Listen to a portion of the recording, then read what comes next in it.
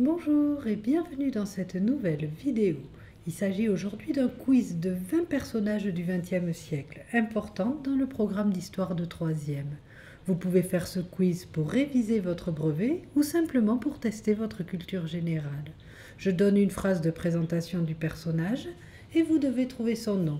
J'essaie ensuite de vous donner une petite anecdote sur lui pour vous aider à mieux le connaître et le retenir. Allez, c'est parti! Le premier a été Premier ministre du Royaume-Uni pendant la Seconde Guerre mondiale. Il est devenu un symbole de la résistance et de la détermination face à l'oppression nazie. C'est Winston Churchill, un fervent amateur de cigares, comme vous le voyez sur la photo, et de whisky. Il est connu pour avoir dit « Je suis toujours prêt à apprendre, bien que je n'aime pas toujours qu'on me donne des leçons ». Passons au deuxième personnage, qui était un homme politique français pendant l'entre-deux-guerres. Chef du gouvernement du Front populaire, il a permis d'importantes réformes sociales, comme la réduction de la durée du travail à 40 heures et les 15 jours de congés payés. C'est Léon Blum, un passionné de théâtre. Il avait l'habitude d'inviter des dramaturges et des artistes à ses réceptions et il croyait fermement que l'art et la culture étaient essentiels à l'épanouissement de la société. Le troisième personnage est le leader charismatique du mouvement pour l'indépendance de l'Inde. Il a prôné la non-violence et la désobéissance civile comme moyen de résistance. C'est Mahatma Gandhi, un homme qui avait l'habitude de porter des vêtements simples fabriqués à partir de fils de coton qu'il filait lui-même.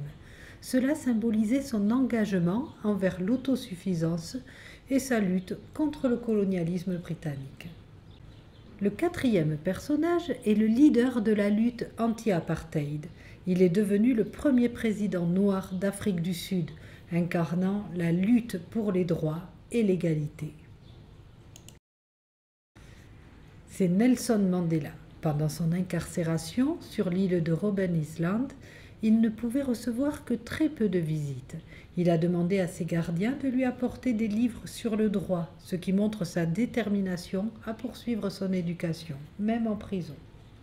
Le suivant est un leader autoritaire de l'Union soviétique. Il a joué un rôle déterminant pendant la Seconde Guerre mondiale, tout en imposant un régime répressif sur son pays. Il s'agit de Staline, un homme qui a mené une politique de terreur, mais qui était terrifié par les avions. Il avait une peur irrationnelle des vols, ce qui le poussait à éviter tout déplacement aérien. Le sixième est le chancelier allemand responsable de la Seconde Guerre mondiale et de l'Holocauste. Il a mis en place un régime totalitaire basé sur des idéologies nationalistes et antisémites. C'est bien sûr Adolf Hitler. Savez-vous qu'avant de se lancer dans la politique, il était artiste? Il a postulé à l'Académie des Beaux-Arts de Vienne, mais il a été rejeté 2 fois. Et cette expérience de rejet l'a profondément marqué. On continue avec un Premier ministre français pendant la Première Guerre mondiale, qui a présidé la conférence du traité de Versailles. C'est Georges Clemenceau, reconnaissable à sa grosse moustache. Il était surnommé le Tigre, en raison de son tempérament fougueux. Il avait l'habitude de dire que la guerre était une chose terrible, mais que c'était parfois la seule solution face à l'agression. Maintenant, il faut trouver un président des États-Unis pendant la guerre froide, connu pour son engagement envers les droits civiques et son opposition à l'URSS pendant la crise de Cuba. C'est John Fitzgerald Kennedy. En tant que président, il a été le premier à se faire filmer en train de se faire vacciner. C'était contre la poliomyélite en 1961. Il encourageait ainsi les Américains à se faire vacciner comme lui. Il est mort assassiné en 1963. Le suivant est le leader du mouvement nationaliste vietnamien. Il a joué un rôle central dans la lutte pour l'indépendance du Vietnam, contre la domination coloniale française, puis contre l'impérialisme américain. C'est Ho Chi Minh. Jeune, il est venu se former en France, qui était la métropole de l'Indochine. Il a travaillé comme cuisinier sur un bateau à Paris et c'est là qu'il a commencé à développer ses idées politiques communistes tout en découvrant les injustices coloniales. Le 10e personnage est l'archiduc d'Autriche dont l'assassinat en 1914 a déclenché la Première Guerre mondiale.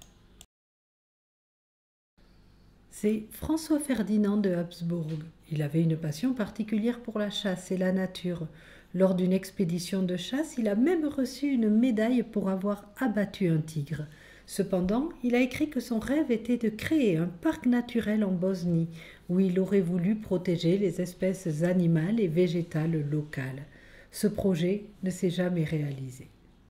Le suivant est un général et homme politique français. Il a dirigé la résistance française pendant la Seconde Guerre mondiale et a été le fondateur de la Ve République.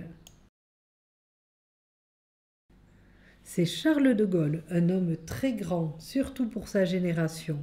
Il mesurait près de 1,96 m, ce qui le rendait particulièrement visible dans n'importe quelle foule. Un jour, lors d'une visite officielle en Afrique, un chef local, impressionné par sa taille, lui a dit « Vous êtes si grand que vous pourriez toucher le ciel ». À cela, De Gaulle a répondu avec humour « Oui, mais je préfère être ici sur Terre pour diriger la France ». Le 12e est un leader de l'Union soviétique, connu pour sa politique de déstalinisation et son rôle durant la crise des missiles de Cuba. C'est Nikita Khrouchtchev, un homme au caractère bien trempé. Lors d'un discours aux Nations Unies en 1960, il a frappé sa chaussure sur le bureau en signe de protestation. Ce geste mémorable et provocateur a choqué de nombreux délégués présents. Il est devenu emblématique de son style direct et de son attitude combative. Maintenant, devinons le leader révolutionnaire cubain qui a dirigé Cuba après avoir renversé le dictateur Batista, devenant ainsi un symbole de la résistance à l'impérialisme américain. C'est Fidel Castro, un fervent amateur de baseball. Il a même joué avec des équipes professionnelles cubaines avant de se lancer dans la politique. Pour le 14, nous recherchons le fondateur de l'URSS et le leader de la Révolution d'octobre. C'est lui qui a mis en place le système communiste en Union soviétique. C'est bien sûr Lénine. Il était un fin stratège. Une fois, alors qu'il se cachait après le coup d'État d'octobre 1917, il s'est retrouvé dans un petit village où il a décidé de se déguiser en paysan pour passer inaperçu. Pour mieux se fondre dans la population locale, il a commencé à discuter avec des villageois et il a même aidé un paysan à réparer son char à bœuf. Nous allons maintenant deviner une femme politique française connue pour son engagement en faveur des droits des femmes et pour être à l'origine de la légalisation de l'avortement en France. C'est Simone Veil qui a été déportée à Auschwitz pendant la Seconde Guerre mondiale. Après la guerre, elle a toujours dit que ses expériences l'avaient motivée à se battre pour les droits des femmes. Le suivant est un maréchal français et chef du régime de Vichy durant la Seconde Guerre mondiale. Il est controversé pour sa collaboration avec l'Allemagne nazie. C'est Philippe Pétain. Avant la guerre, il était reconnu comme un héros national pour son rôle dans la bataille de Verdun. Il a une fois déclaré « On a gagné la guerre à Verdun ». Cependant, cette réputation de héros a été gravement ternie lors de la Seconde Guerre mondiale. Le 17 est le Premier ministre de l'Inde après son indépendance. Il a joué un rôle crucial dans la conférence de Bandung où il a défendu la neutralité dans la guerre froide. C'est Nehru, un grand amateur de littérature et de poésie, mais aussi de nature et de jardin. Il avait l'habitude d'envoyer des lettres à de jeunes enfants pour leur parler de plantes et de l'environnement, encourageant ainsi la prochaine génération à s'intéresser à la nature. Dans l'une de ses lettres, il a écrit « Les fleurs sont non seulement belles, mais elles apportent aussi joie et espoir ». Le 18 est le dernier président de l'Union soviétique. Il a introduit des réformes de glasnost et perestroïka qui ont conduit à la fin de la guerre froide. c'est Mikhaïl Gorbatchev. Une fois, il a demandé à un enfant ce qu'il pensait de la perestroïka, et lorsqu'il lui a répondu qu'il ne savait pas ce que c'était, il a ri et a dit que même les adultes avaient du mal à comprendre. L'avant-dernier est le président des États-Unis à la fin de la Seconde Guerre mondiale, qui a décidé le lancement des bombes atomiques sur Hiroshima et Nagasaki. Il s'agit de Harry Truman. C'est lui qui a pris la décision de lancer des bombes atomiques sur Hiroshima et Nagasaki. Mais il a aussi déclaré que s'il avait su à quel point cela causerait de souffrance, il n'aurait sûrement pas agi ainsi. Enfin, on termine par un président de la Russie, devenu une figure centrale de la politique mondiale, marquant un retour à un régime autoritaire et une politique agressive à l'international. Il s'agit bien sûr de Vladimir Poutine. Il a des compétences en arts martiaux et pratiquant de judo. Il a même été vu dans des compétitions, montrant une autre facette de son image publique.